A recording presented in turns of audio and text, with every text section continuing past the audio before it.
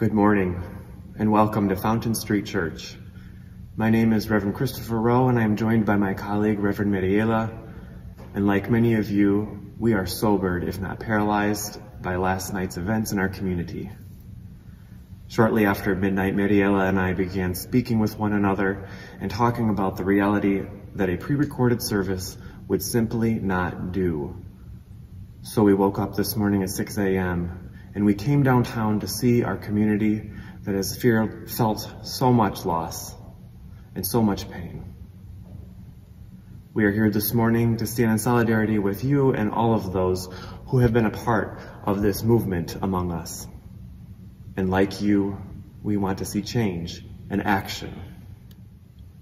Beloveds, we are shocked, we are heartbroken, we are angry, we are confused, we are ready for change, we are ready for justice, and we pledge to be part of the solution. We light this candle now before our service, and Reverend Christopher and I invite you to join us tonight at 8 o'clock for a Zoom vigil to honor the pain, to honor the grief and the confusion of these times.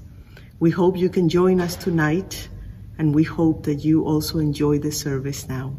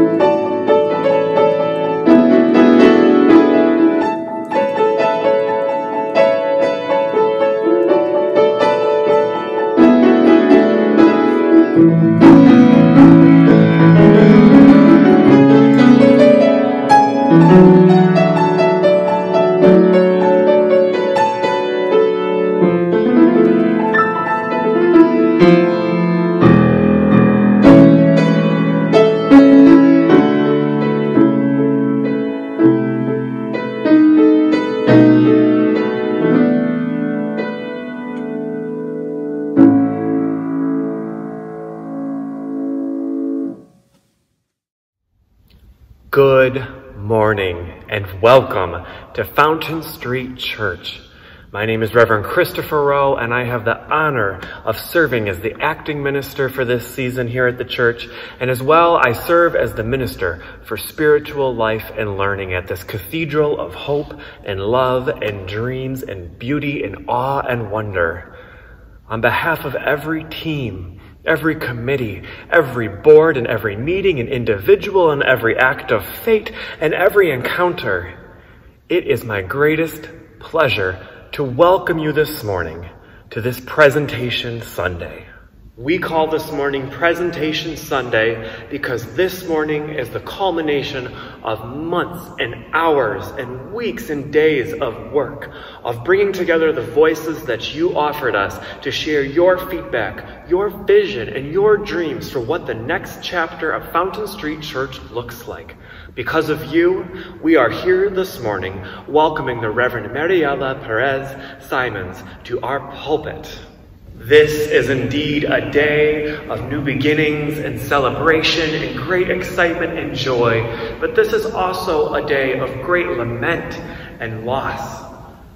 America has seen too tragic of a week that looks like too many of our tragic weeks that have come before this, and months and years and centuries of oppression on the non-white communities that call this their country home. This morning, as we look to our future, we hold that tension of both the celebratory nature of what's about to happen and also the great responsibility that you and I and this church hold as we look to the future and how we're going to free our minds, grow our souls, and change the world for a more just and equitable place. And so I ask you to join me in holding that tension together as we celebrate what's next and also anticipate what's going to be required of each of us in this monumental journey ahead.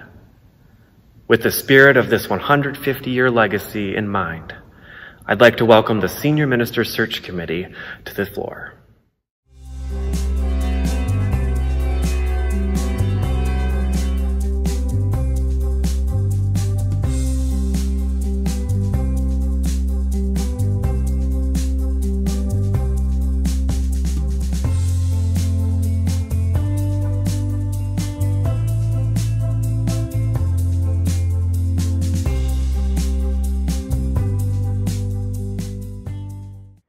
When we began the search for our next senior minister nearly a year and a half ago, the first thing the search committee did was to listen to you, the congregation.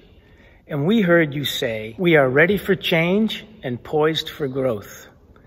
We seek a spiritual, intellectual, and inspirational leader who listens with empathy, heals with compassion, and speaks the truth in love." And I'm happy to say we have found that leader. We firmly believe that Reverend Mariela will bring to her ministry a progressive vision for how to grow Fountain Street Church and the wisdom and warmth to make it happen. And so today, it's with great pleasure that we welcome to our pulpit the Reverend Mariela Pérez-Simons. Thank you, Buzz and Marty, for those inspiring and uplifting words, and thank you, the people of this community, for calling this your spiritual home. On behalf of everyone who put their heart and their soul and their hopes and their dreams into making this morning a reality, welcome to Fountain Street Church.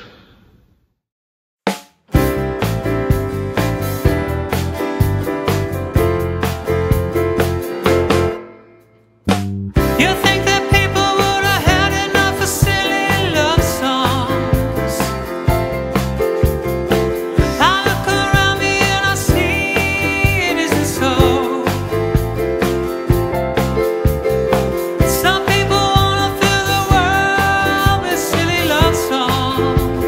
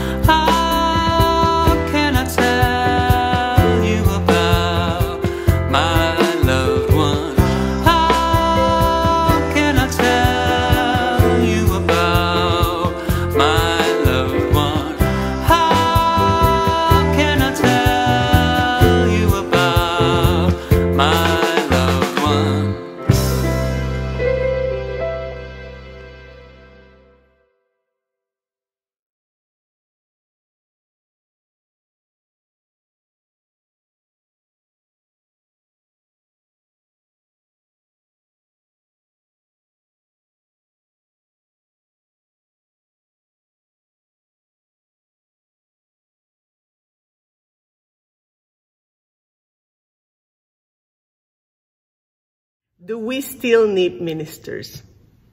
Do we still need church? Those were some very honest questions I was asking myself before I began seminary and during seminary. Here's what I was thinking. For centuries, people would come to places of worship for different reasons, but one of the main reasons was to receive some wisdom from their spiritual leader. Wisdom that would help us make sense of life. Some words that would give us insight about the great mystery. We human beings seem to be born with this urge to make meaning from the often random patterns of our everyday life.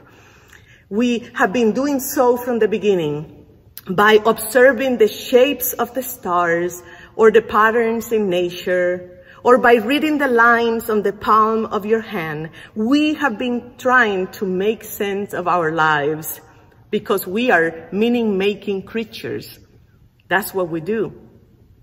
For centuries, people didn't have access to the information we have today. So we needed a well-studied spiritual leader who could explain things to us, a sage on the stage. But now we have tech talks and YouTubes and books and podcasts and Google and journals and Instagrams and TikTok. And we have the Church of the New York Times.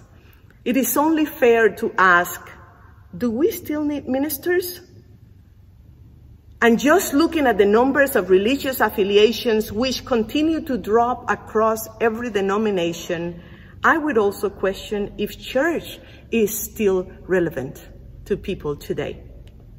Of course, the good news is that yes, I realize that we do need church, although the modern search for truth and meaning is different. Church in 2020 and beyond must adapt to the changes happening in society if we are to survive. The search for truth and meaning looks very different today than it did 500 years ago, 50 years ago, even 5 years ago. Goodness, even 5 months ago. And yes, I finally came to realize that we do need spiritual leaders for many reasons, and one of those reasons became clear to me while listening to Harry Styles, of all people. Harry is a popular singer these days, and also a gifted songwriter who is able to articulate love from his unique angle as a Generation Z icon. Listening to his articulation of modern love, I had a realization. He is putting into words the ineffable, something too great to be expressed or described in words. That's why we needed poets and songwriters for centuries. I realized in that moment that every generation has had their poets and songwriters who helped them put into words the ineffable, but in terms that that generation could understand.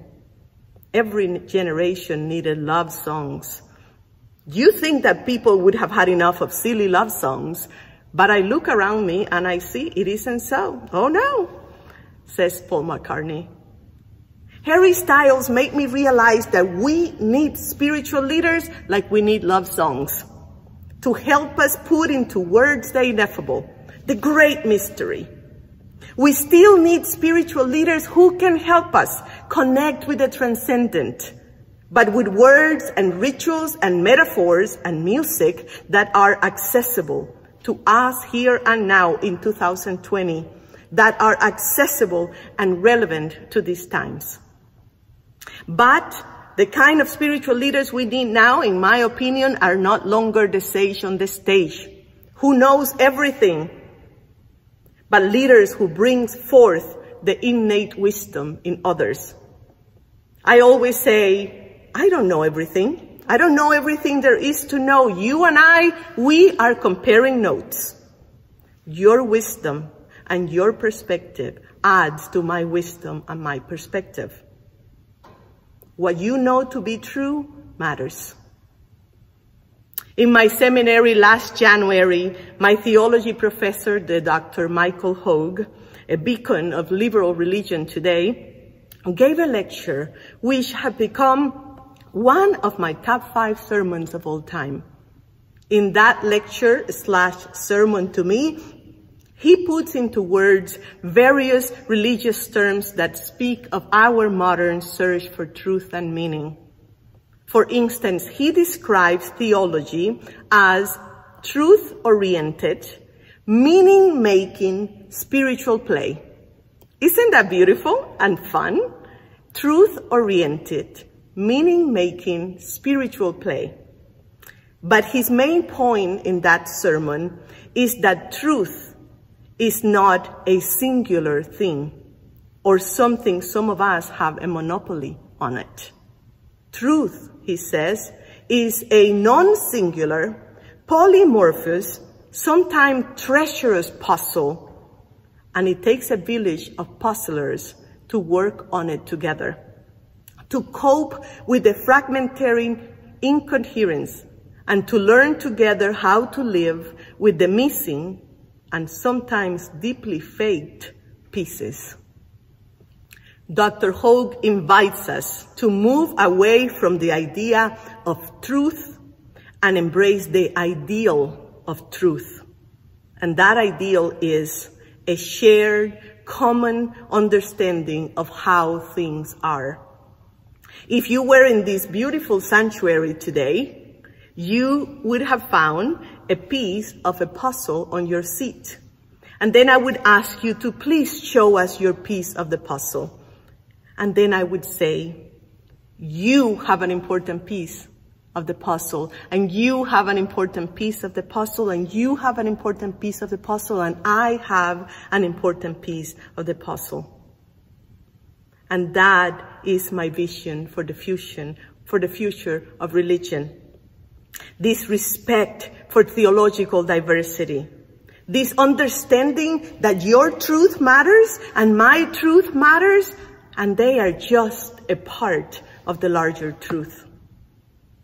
Now, as your candidate for senior minister, I feel I need to share with you part of my truth, which comes from my very first experience with church, which informs my understanding of what church is or should be. The Reverend Christopher Rowe, who has already become a dear colleague to me, he speaks of the DNA in everything, in churches, in systems. And so this story I'm about to share is for you to understand the DNA of where I come from religiously, and why I'm such a fierce advocate for our freedom to search for truth and meaning. This story explains why I'm a liberal theologian, why I've moved my family to Grand Rapids to be a part of this congregation that strives to free our minds, grow our souls, and change the world. This story took place in the summer of my 18th birthday, when I found myself walking in circles on the church square of my hometown in Cuba. For the first time in my life, I was feeling the urge to go to a church, even though I had never, ever stepped foot inside a church before. But I remember exactly why I felt that urge to go. I was waking up every morning with a heaviness in my chest that made it hard to breathe. I needed answers to questions that were keeping me up at night. I was born 15 years after Fidel Castro had come to power. And like the rest of my generation, I was raised as a communist atheist. Churches had been forbidden by the government, and I had seen with my own eyes how Christians and Jews had been persecuted and marginalized because of their religion. Therefore, going into that church that day was a risk, but it was a risk I was willing to take. I had to go in. And yet I kept walking in circles and walking in circles around it. What if someone sees me going in? What if I'm not allowed in there? What if they call the police? What if I'm not dressed properly? I needed to go to that church because I wanted to make sense of what was happening in my life. This was the early 1990s, and our country was in the midst of its worst economic depression. The Berlin Wall had collapsed, and with the dissolution of the Soviet Union, the Cuban economy also collapsed. Food was in such short supply that I would often faint from lack of proper nutrition. Some days, all I would have to eat was sugar water. The shelves in the stores were empty for years. Our country even experienced a neurological epidemic that affected the brain function and vision of thousands of Cubans from the sudden change in our diet and the lack of nutrients and vitamins in our systems. Because of the American embargo, Cuba couldn't trade with other countries. The desperation was such that people would dismantle their homes in order to use the wood to build a raft and cross the Strait of Florida. There was a mass exodus by sea where I lost several of my friends. My stepfather was also a part of a human rights organization that opposed the Cuban government, and the whole family was being threatened by the authorities. Why did bad things happen to good people? I used to ask at that age. Is there a place where I can find solace? Maybe a church? That's why after walking in circles several more times, I finally gathered the courage and I opened the massive doors to that church, which led me into a world I had never experienced. The scent of incense, dampness, all wood, the coolness of the air, the echoing acoustics, the light entering the high windows, the openness of the space, the symmetry of the architecture, the beauty of the artwork. The support I found in that Catholic church sustained me during my last and most difficult years in Cuba. The prayers, the rituals, the community I found there saved my life in many ways. Thankfully, the government had reopened the churches around that time, although the stigma and marginalization continued. That experience at age 18, that need to go to church because of the heaviness in my chest, that need to make sense of life, are two of the things that propel me to ministry. It made me realize how much we actually need church.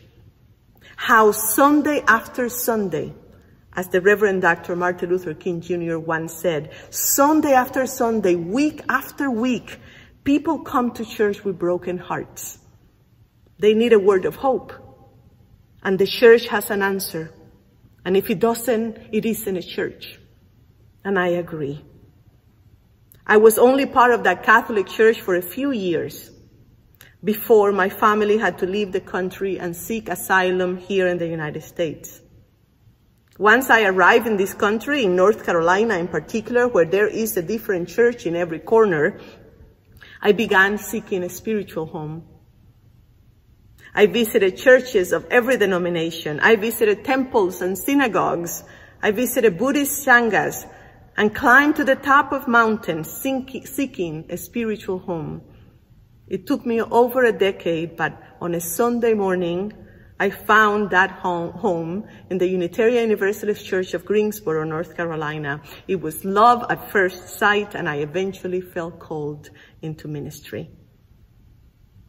Now, the story of how I got here and how you got here are probably somewhat different, maybe a little different, but the journey of the soul that brought us here to this moment, to this time, to this church, the journey of the soul is not that different. The existential agonies of the human spirit, the questions, the longing that make us seek a spiritual home are not really that different. After sharing my story, now I'm interested in yours. I want to hear your stories. I hope you can share them with me at some point. I began earlier by asking a couple of questions. Do we still need ministers? And do we still need church? I believe I answered the first one already, but here's the answer to the second one. This answer comes from listening to the spiritual needs of hundreds of people over the last several years. Here's what I have come to understand. Life can be messy, but also magnificent. We come to church to make sense of the messy parts and to be reminded of the magnificent.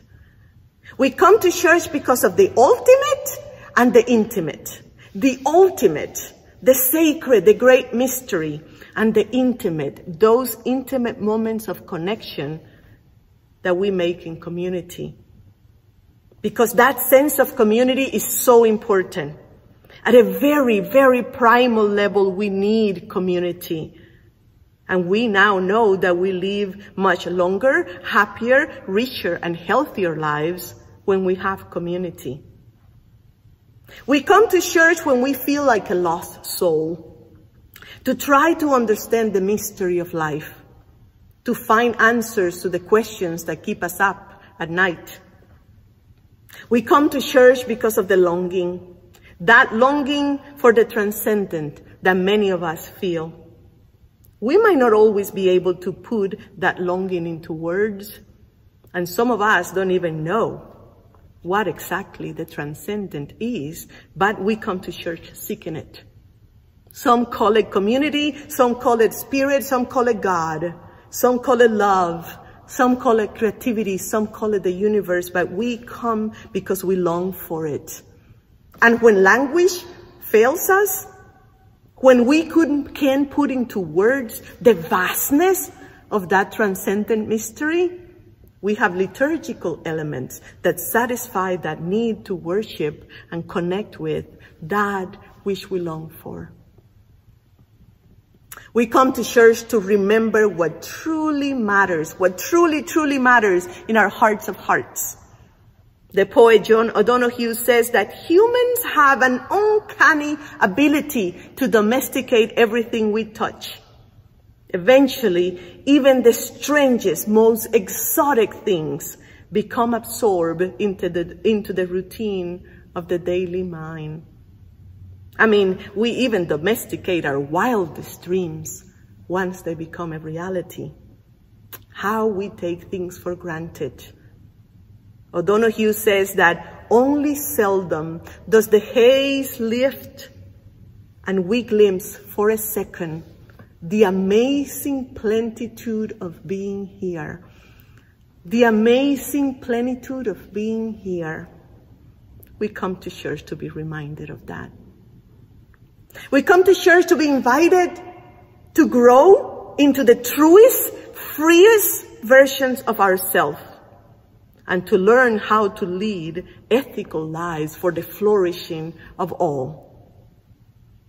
We come to church to make a difference, to serve something larger than the self, to help to create heaven here on earth, not just for a few fortunate people, but for all. For the marginalized, for the whole web of life. Some of us come to church to recover from the disenchantment and the traumas we experience in other religious settings.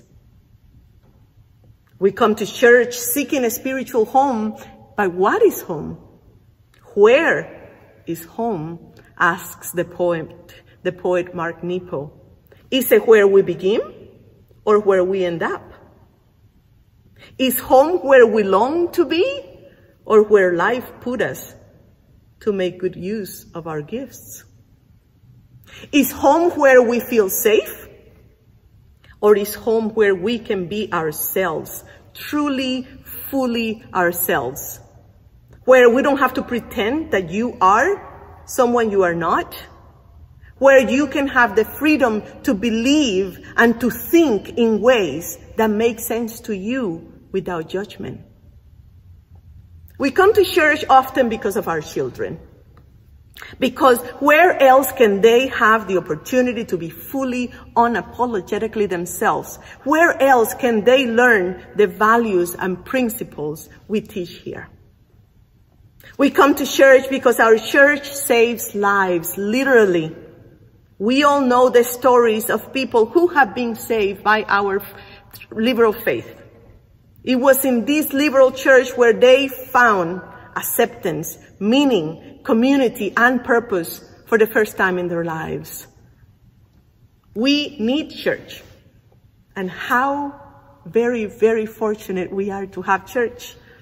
How lucky we are to be able to normally enter this building without looking over our shoulders, worried to be seen, without the fear of being persecuted because of this existential need to find truth and meaning. That freedom is something we should never take for granted. We need church. And how very fortunate we are to have church. So blessed be this church. Blessed be those doors. Blessed be the seekers, you. Blessed be the questions. Blessed be the longing. Blessed be the poetry. Blessed be the music. Blessed be the life force that created us. Blessed be the path, the many paths that brought us here. Blessed be the ancestors who fought for this freedom for us to be here. Blessed be the wonder. Blessed be the joy. Blessed be the struggle. Blessed be the beauty. Blessed be the mystery. And blessings to each and every one of you on this day and every day. Amen and ashe. Now, since we human beings can't seem to get enough of silly love songs, today we are bringing you a few more. Songs that try to put into words what love is. Nat King Cole spells it out, L-O-V-E. And Stevie Wonder compares it to sunshine. And he says, I think like this is the beginning, though I've loved you for 1,000,000 years. And that's how I feel. Enjoy the music. Thank you for tuning in.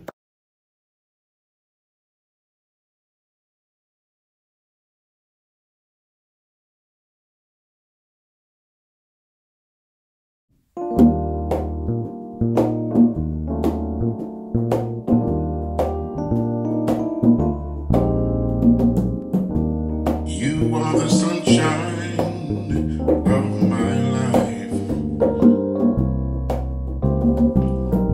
That's why I'll always stay around. You are the apple of my eye. Forever you stay in my heart. I feel like this is the beginning. Though I've loved you for 1,000,000 years. And if I thought our love was ending, I'd find myself drowning in my own tears. Oh, you are the sunshine of my life. That's why I'll always stay around. You are the apple of my eye.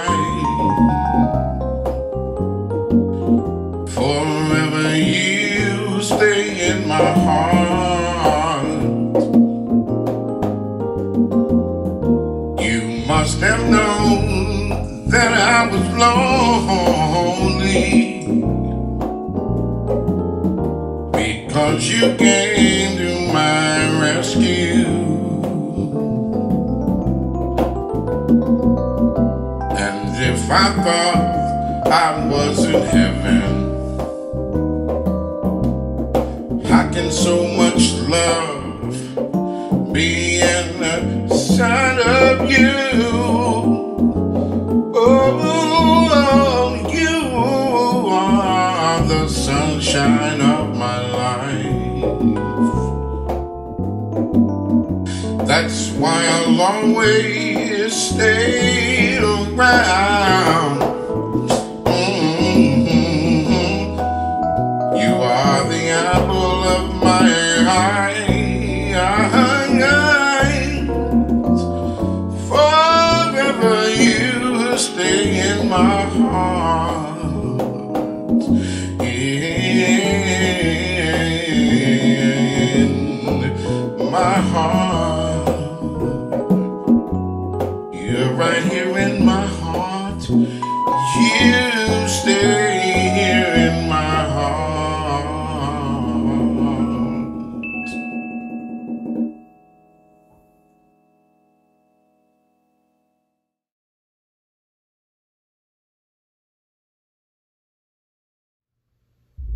When I was a child, we didn't go to church a lot, but when we did, I was fascinated with the offering plate. Every time it went by, I couldn't wait to pick it up and pass it along. And sometimes they'd have money to put in there or an envelope with a card inside of it. But what mattered most to me was this act of giving or putting something back into this mysterious destination. I still feel like as an adult, there's this great mystique and wonder about the offering.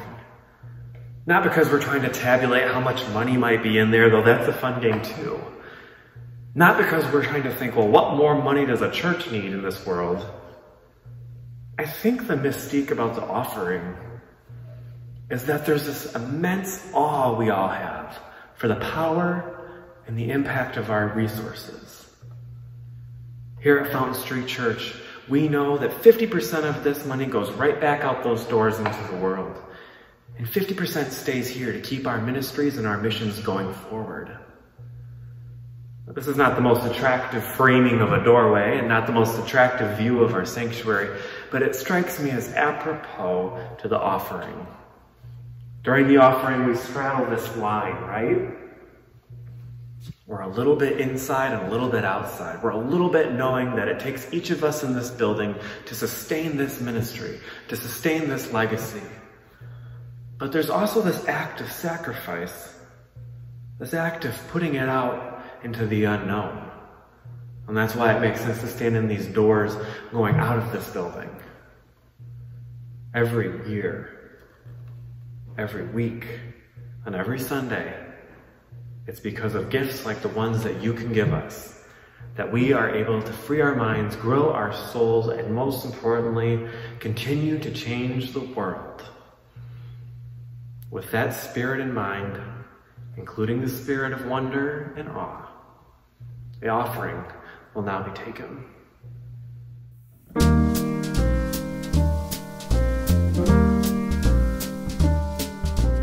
L is for the way you look at me.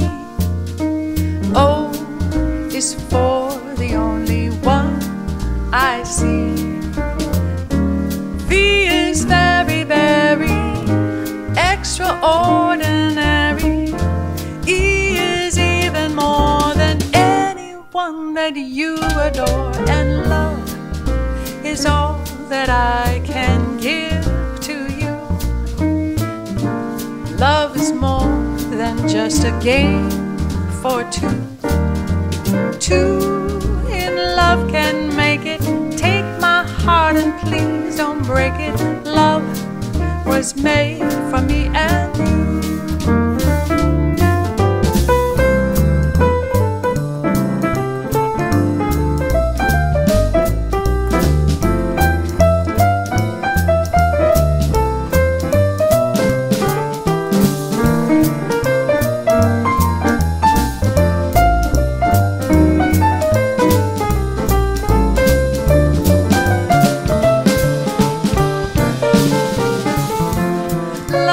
For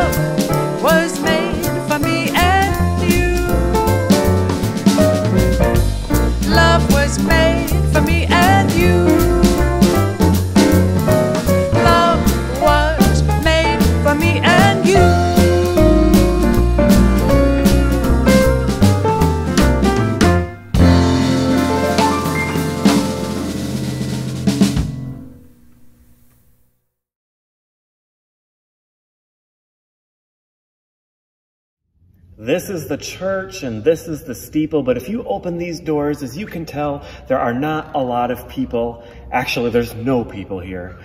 And yet, you are here. And I think during these COVID days, maybe the more appropriate thing would be to say, this is the church. And we do have a steeple here, but what's most important is open your heart and see all of the people. My friends, I so appreciate and I am so inspired by the fact that you continuously see yourselves as part of our spread out but ever connected community that we call Fountain Street Church. On behalf of everyone today who made this service possible, I'd like to express my utmost gratitude to Reverend Mariela, to Danny Heck, to James from the Chapel Band, and to Robin Connell, to Virginia Ansengruber, to the Search Committee, and of course to the Governing Board. Thank you, and thank you a million times again. Can we possibly say it enough? As you go forth this week, hold on to the hope and the excitement and the energy and the dream that keeps hope and faith alive. And so with all of this in mind, and with hearts filled with gratitude for the last 150 years that brought us to this place, and souls that are filled and spirits that are brimming over with eagerness and excitement for what's to come, it's my pleasure to introduce Chip Wall, the chair of our governing board, for a very special announcement. Good morning. My name is Chip Wall, and I am the current governing board chair here at Fountain Street Church. As you are all fully aware, your senior search committee has brought forth to us a candidate today. They've done a lot of research, and we're here today to reveal some of the results of our election today. It's been an extremely important task, and I'd like to thank, on behalf of all of us, especially the governing board, I'd like to thank them for doing a tremendous job. A lot of hard work has gone into this and a lot of thought, so we're very, very thankful. We have a candidate, and she is right here, Mariela Pérez-Simons, and we're thrilled that you're here today. And so I'm going to reveal to you, according to our bylaws, you need to receive 2/3 of a majority of those people who are casting their votes to be elected our senior minister.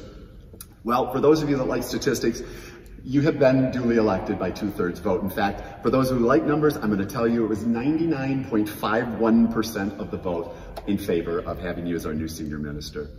Now, when we have an official welcome, it will be much more formal than this, and we hope that all of you will be joining us at that time.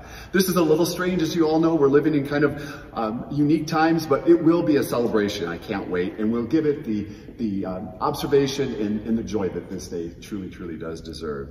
So on behalf of the board, I would like to say not only congratulations, but welcome. Welcome to your new home at Fountain Street Church. We are thrilled that you are here. As a personal note, I just want to add something to what I wanted to say today, and that is I've had the joy of working with Mariela and talking to her and a lot of Zoom calls and face-to-face, and I have to tell you that I love her passion, I love her love, I love how much she has this truly infectious desire to work with people and to be a part of our community. I am thrilled with the prospect that we have before us. I don't believe in chance. I don't think anything happens by chance. I think this was a divine intervention, if you will, a divine calling. I think this is the perfect place, the perfect time, and you have exactly what we need in this congregation. So thank you so much. I want to apologize. I have a token of a gift for you today, and I'm going to apologize because I didn't have the opportunity to have something nicely engraved. We will do that. But I do have a token, and the gift that I have for you is a candle. And for social distancing, I'm just going to place it up here. And it's a candle. And to me, this is representing our future together. As you know, we just celebrated our 150th year anniversary, and so we're looking to the next 150 years with you as our spiritual leader, and I'm really excited about this. This day, I have to tell you, is unique because I think that this candle will represent several things. And to me, I like representation, I like analogies, you know that about me, but light can help end darkness. I'm looking forward to darkness being lit up. It shows us the path forward. And I believe you're the right person to show us that path. And I believe that your ministry is that light that we're looking for. And please accept this on our behalf. From all of us here at Fountain Street, we look forward to a bright and healthy future with you. Thank you so much. Thank you. Thank you. Thank you. Dear Fountain Streeters, I am deeply honored and humbled and grateful and ecstatic that you have chosen me as your new senior minister. I begin my ministry here during challenging times. First, this COVID-19 pandemic, which has changed the ways in which we live and gather and worship. This is also a notable moment in the history of Fountain Street Church, as you called the first woman and the first person of color to serve as your senior minister. Your vote comes in a week when our country is grieving yet another Black life. His name was George Floyd, and last month was Ahmaud Arbery. And we remember Trayvon Martin and Sandra Bland and Michael Brown and Emmett Till and Malcolm X.